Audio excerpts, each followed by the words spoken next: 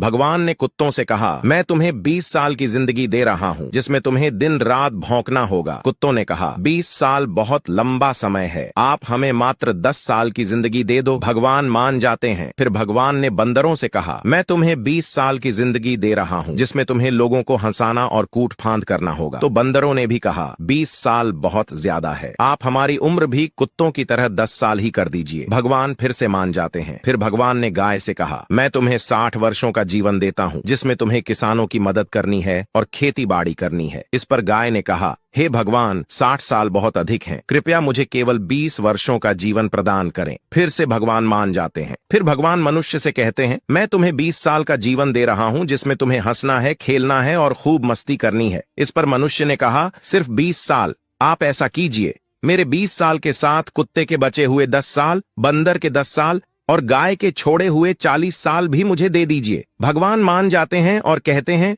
जैसी तुम्हारी मर्जी।